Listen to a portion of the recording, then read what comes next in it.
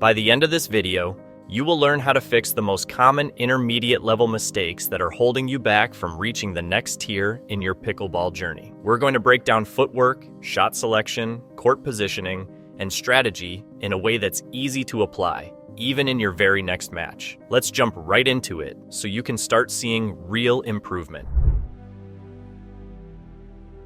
One mistake that happens way too often at the intermediate level is standing just behind the kitchen line instead of stepping up onto it. You know the scenario. You're holding position just a foot or two back, and then you get a high, floaty ball right in front of you. Instead of taking advantage, you swipe down at it. It might feel aggressive, but it usually just sends the ball crashing into the net or causes it to pop up too high. The solution? Step up to the line when you get that floater. Don't stay back and swat downward. That downward motion usually means your paddle face is angled toward the court, which sends the ball into the ground. Instead, get closer to the net and either take the ball out of the air or from a more neutral angle. Even better, if that high ball lands right in front of your body, try stepping slightly to the side and swinging through it like a baseball shot. This shift in angle gives you more room to maneuver and helps you keep the ball lower and more controlled. It's all about setting yourself up with better footwork and positioning before committing to the swing.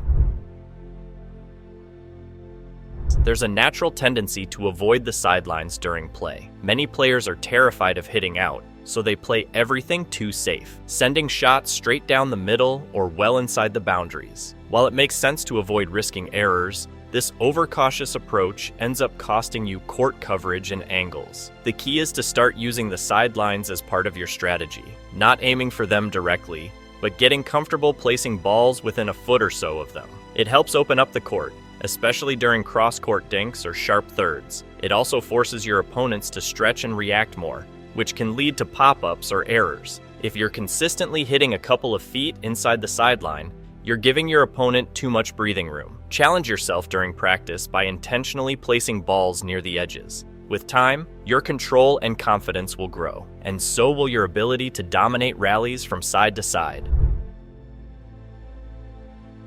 Getting stuck in a dinking rhythm is another common pitfall. During cross-court dink rallies, many players end up hitting to the same spot repeatedly, especially when they feel under pressure. What happens next? The opponent starts to read it easily, picks up the tempo, and suddenly you're on defense. To fix this, learn to identify when you're losing the dinking rally. Are you stuck short-hopping everything? Are you getting pushed around? That's your cue to change something.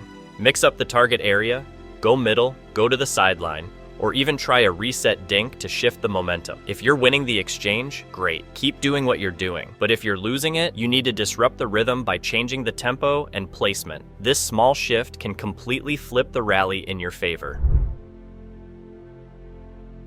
Here's a big one that holds back a lot of intermediate players: smacking the ball on the third shot with no plan or intention. Whether it's nerves, habit, or just lack of practice, many players just swing hard at the third and hope for the best. It's not a strategy, it's guesswork, and it's almost guaranteed to get you into trouble against more advanced opponents. A great fix is to take a mental step back.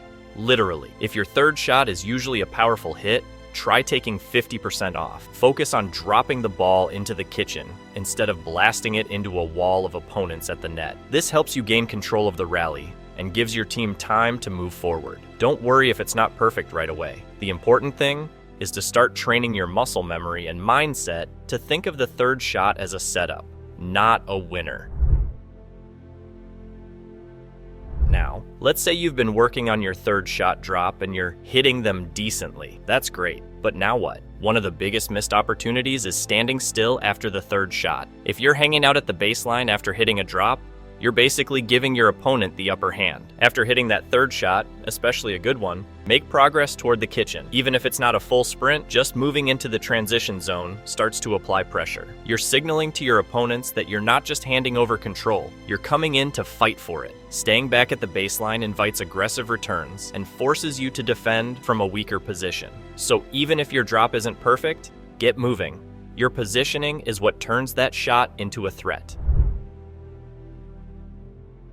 This next one is all about timing and control. Intermediate players often let balls bounce behind them, especially low, slow-moving ones. While it might seem safe to let it drop and then hit it, the truth is that it's far more difficult to deal with a ball that's bouncing at your feet or behind you. Instead, try to take those balls early, either as volleys or short hops. Even if it feels a bit uncomfortable, you'll have more control, better positioning, and less stress on your body. The earlier you can intercept the ball, the more options you have. Waiting for it to bounce behind you limits your angles and increases your error rate. So get confident with low volleys and quick pickups. They'll save you a ton of trouble in the long run. Dealing with hard hitters? Here's a counterintuitive truth. The best way to neutralize pace is to do less, not more. A lot of players try to swing back at bangers, but that just leads to errors or pop-ups. The real key is to block, not swing. Keep your paddle in front of your body and use minimal movement. Think of it like catching the ball with your paddle rather than striking it. You can add a slight downward angle to keep the ball low, but don't try to steer or muscle it. The less you move, the more control you'll have. It's all about absorbing the energy, not fighting it. And when you're calm and centered, you're much more likely to let the outballs fly by without panicking. Over time, this minimalist approach becomes your best defense against fast-paced attackers.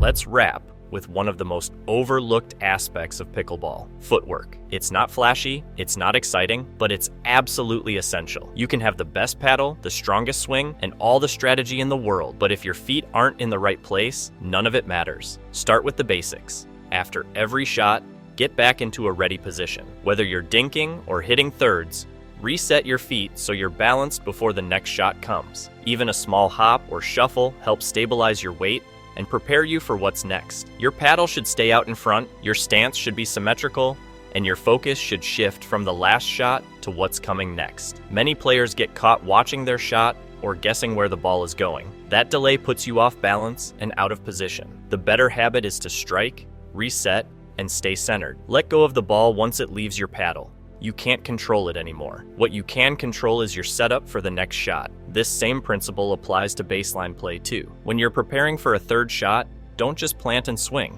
Move your feet. Adjust your stance before you strike. Even at the highest levels, players take little shuffle steps to align themselves perfectly before each hit. That precision in your footwork builds consistency and confidence over time. Intermediate pickleball players are often just one or two tweaks away from real breakthroughs in their game. Whether it's stepping into the kitchen before attacking, trusting your sideline shots, mixing up your dink tempo, or simply staying calm during a banger exchange. Each one of these changes adds up. If you want to level up, don't just focus on strokes and power. Focus on timing, movement, and intent. And above all, trust your footwork. The path to advanced play isn't paved with fancier shots. It's built on better decisions and sharper execution.